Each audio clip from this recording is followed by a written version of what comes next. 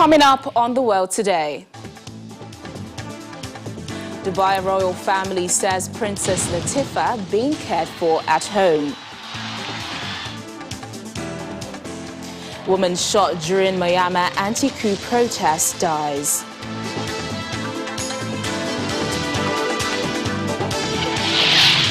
Iran plays down hopes of nuclear talks with the United States.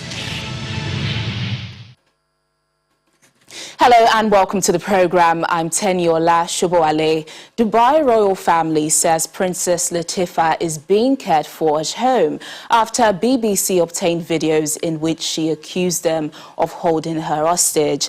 This is the first time the Dubai royal family is responding to the matter. Earlier, the United Nations Human Rights Office had asked the United Arab Emirates for proof that Princess Latifah, the daughter of Dubai's ruler, is alive. In secretly recorded videos shared with the BBC, Princess Latifah accused her father of holding her hostage in Dubai since she tried to flee in 2018. In the videos, Princess Latifah says she fears for her life. The footage released by friends and aired by the BBC Panorama earlier this week prompted global calls for a UN investigation. Given the serious concerns about Sheikha Latifah, we have requested that the government's response comes as a matter of priority. We look forward to receiving and considering this response. And in the meantime, of course, we will continue to monitor and assess the situation closely. I believe that you also asked about the fear for her life. We did ask for proof of life. What we did is that we raised our concerns about this situation in light of the disturbing video evidence that emerged this week. We requested more information and clarification about Sheikha Latifah's current situation. Just to stress, that's a standard role of our office to seek clarification from the concerned government on individual cases within our mandate. That includes cases, for whatever reason, have attracted wider focus. In Myanmar, sadly, a young woman has become the first protester to die in the anti-coup demonstrations after she was shot in the head last week. Myanmar has seen days of protest following a military coup which overthrew Aung San Suu Kyi's elected government. The police have denied using lethal force at the rally in the capital on the 9th of February, but doctors have said 2 other protesters were also struck by live rounds. 20-year-old Maya Tuate Kang had been on life support since she was taken to hospital after she was hit by what doctors said was a live bullet at a protest. She's the first person to be killed since Myanmar's army seized power on February the 1st. Flowers, placards, pictures were seen lying on the street a few hours after the woman died as protesters gathered and knelt to pay their respects. Meanwhile, police moved in on different protests across the country today. Baton-wielding officers were seen running at anti-coup protesters in northern Kachin state in the city of Myit Kenya. Clashes have erupted there in the past 2 weeks, and police have fired rubber bullets and slingshots to disperse crowds. In Myanmar's largest city, Yangon, police barricaded its largest protest site. Hundreds of people gathered anyway, while a procession of several thousand gathered at another point, including those chanting and holding the Hunger Games-inspired three-finger salute of resistance. Meanwhile, Canada and Britain have imposed sanctions on Myanmar's ruling generals. Well, we're obviously appalled at the coup that's taken place by the military in Myanmar, and on top of the 16 individuals already subject to targeted sanctions by the UK, we've added 3 further names today, 2 individuals from the Defence and Interior Ministries responsible for attacks on protesters and for the coup itself. And we want to be clear with our American friends, our Canadian partners who announced similar measures today, but also with our European colleagues and partners, that this is unacceptable behaviour, that the coup must be resisted, that we must find a way back to democracy, and that those who perpetrate violations of human rights abuses, as we've seen in Myanmar, must be held to account. Japan has also joined India, the US and Australia in calling for democracy to be restored quickly. Myanmar is in a year-long state of emergency after the military seized power. They claim the November election results were fraudulent, but have not provided any evidence of that. Power has been handed over to Commander-in-Chief Min Aung Hlaing. Ousted civilian leader Aung San Suu Kyi is under house arrest, accused of possessing illegal walkie-talkies and violating the country's natural disaster law. Still in Asia, Thai authorities have increased security around Parliament ahead of demonstrations coinciding with a no-confidence vote against the government of Prime Minister Prayut Chan-o-cha on Saturday. Several water cannon trucks were spotted near Parliament, raising the prospect of renewed clashes between protesters and police. The police says all protests in Bangkok are illegal, citing the ban on public gatherings since a second wave of coronavirus infections began in December. The protest is part of the youth-led anti-government movement that emerged last year to demand the resignation of one-time coup leader Prayut and also breaking long-standing taboos by calling for reform of the powerful monarchy. Activists took turns speaking on a makeshift stage on the road leading to Parliament, criticising the Prime Minister and his cabinet of abuse of power, mismanagement and policies failure in various areas. Listen to I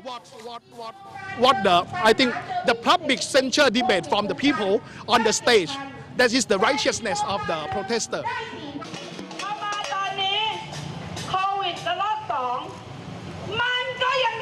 There is not violence, right? So we hope the police and police to respect the people, respect the protester. Right now, I think if you notice, right, all protesters are in the area that determined by the government, right? So I think there is not the reason to do any violence to the protest. In Africa, heavy gunfire has broken out in Somalia's capital as opposition leaders divide a ban on public gatherings to protest about delayed elections. The president's term expired last week without the selection of a successor, throwing Somalia into crisis. Overnight, the government said militiamen attacked army positions in Mogadishu, close to the presidential palace. Most roads in the city have been closed and special forces deployed. International flights to Mogadishu's main airport have also been suspended. President Mohamed Abdullahi Mohamed, also known as Farmajo, has been due to hold a meeting with Somalia's 5 regional presidents as part of efforts to end the deadlock.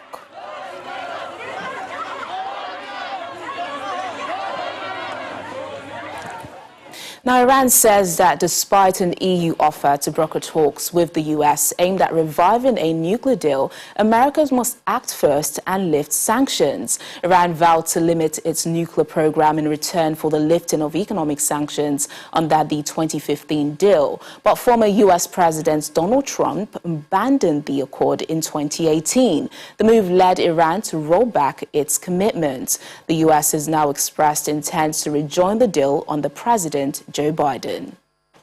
Of course, we are aware of Iran's threat to cease the provisional application of its additional protocol obligations, as well as other inspections provided for under the 2015 deal, the JCPOA.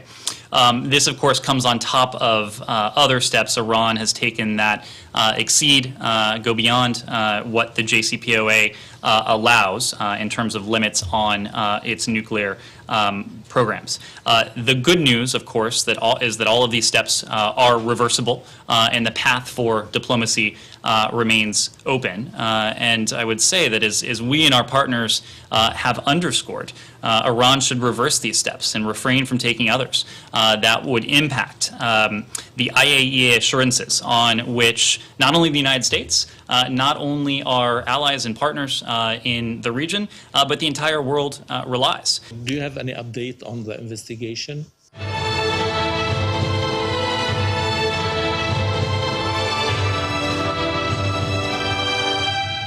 To our coverage of the COVID-19 pandemic now, UK Prime Minister Boris Johnson has pledged to donate most of the UK's surplus vaccine supply to poorer countries in a speech to a virtual G7 meeting. He urged rich countries to back a 100-day target for the developing new vaccines for future emerging diseases.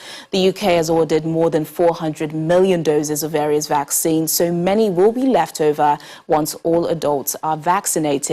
But anti-poverty campaigners say the UK is not doing enough.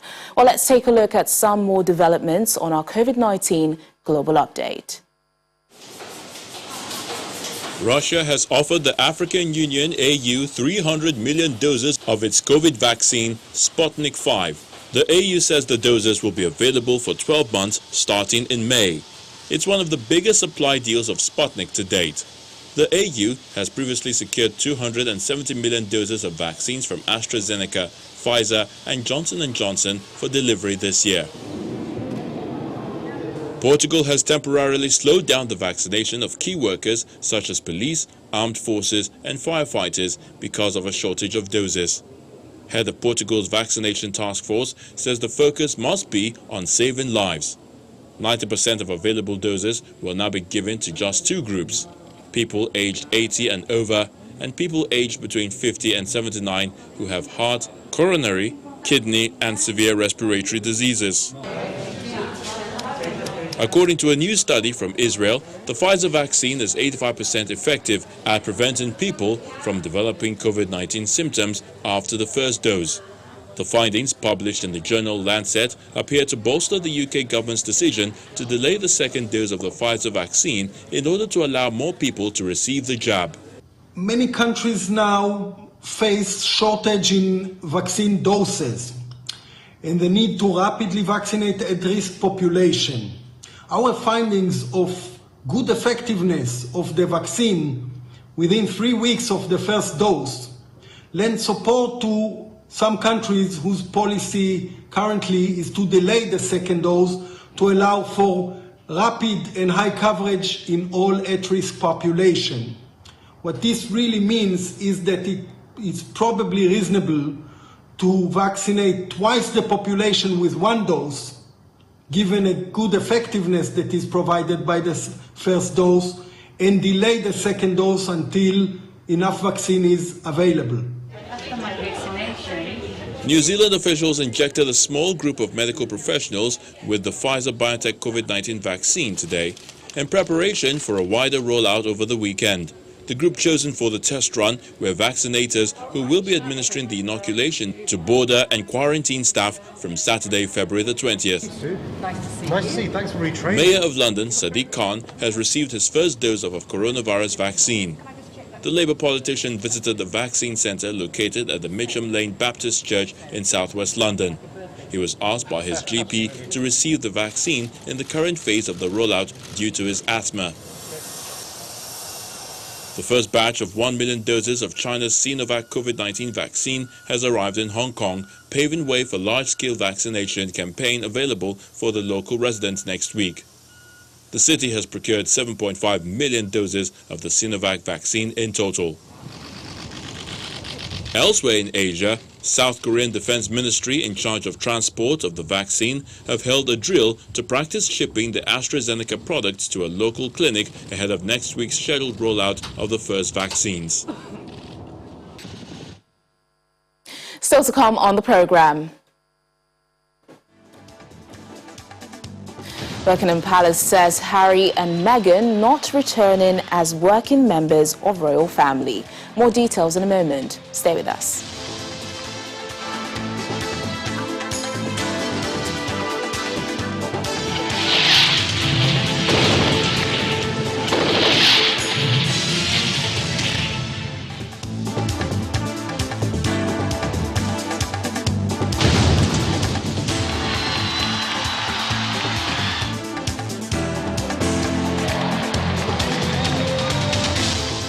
Thanks for staying with us on the program. At the G7 meeting currently ongoing, U.S. President Joe Biden is balancing foreign affairs and domestic devastation as U.S. battles with historic winter storms. Our Washington, D.C. correspondent, Maria Bird, has more for us. As President Biden prepares to make his first appearance as president of the U.S. at the G7 summit, vaccines, the reopening of the world economy, and China being the U.S.'s largest competitor will be the highlights of what he plans to discuss.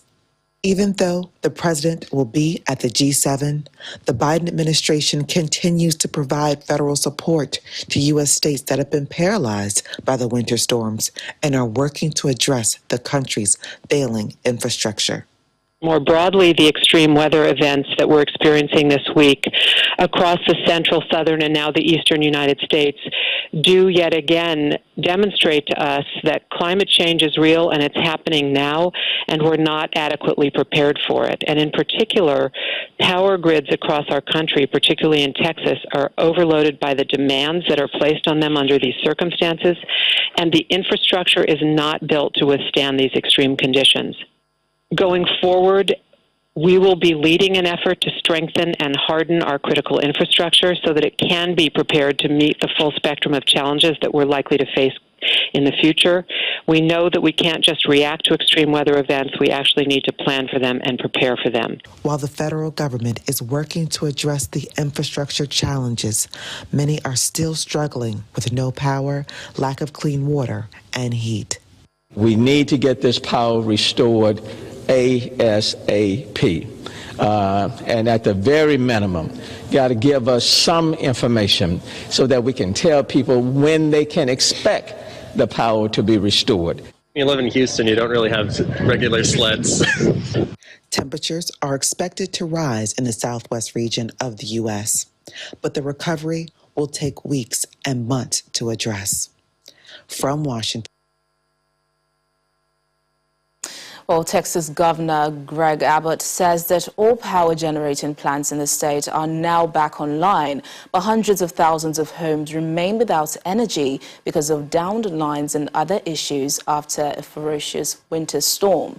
On Thursday, it was reported that some 325,000 households still do not have power, down from 2.7 million reported on Wednesday, and more than 13 million Texans are seeing interruptions in their water services. Energy operators and state leaders are facing criticism for the prolonged outages due to freezing temperatures that began 4 days ago. The governor says he has asked state legislators to push through laws mandating that all energy generating plants in Texas update their facilities like those in colder states do, in the hopes that future cold snaps don't result in electrical grid failures.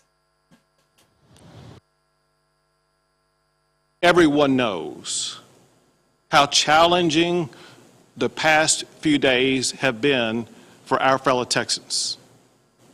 I want everyone to know that all of us in the state of Texas believe it is completely unacceptable that you had to endure 1 minute of the challenge that you faced. All of us agree on the necessity of action, not just the action taken to restore your power, but to action to ensure that you never have to endure anything like this ever again. That's why, for one, with each passing hour, we will continue to ensure that your power will be restored and that your water challenges will be resolved.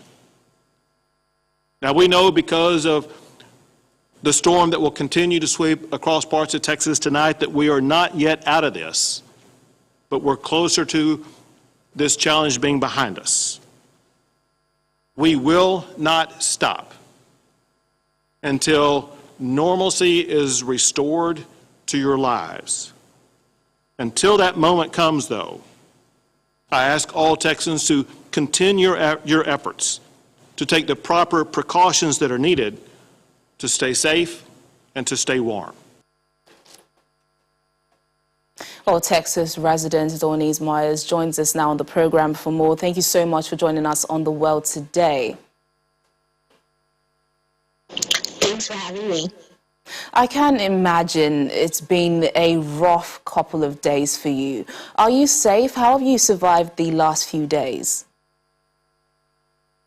Yes, we are safe now. We've had a rough couple of days up until Thursday evening when power was restored. We had rolling power outages, not knowing when they would cut it off, not knowing how long it would be off, not knowing when the power would come back on, having to conserve heat, be creative and staying warm with blankets, and trying to keep the water running from not freezing.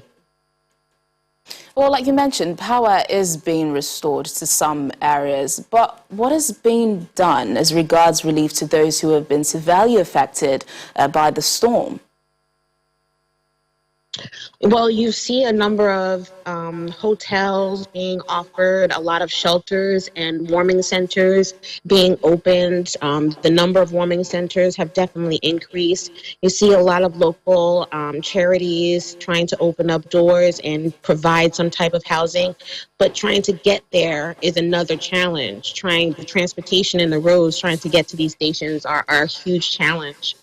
Yeah, I mean, it must be terrible. And amid all this, there's been a lot of blame on the Texas government for not winterizing many infrastructure. Do you think the government has borne responsibility as the crisis unfolds?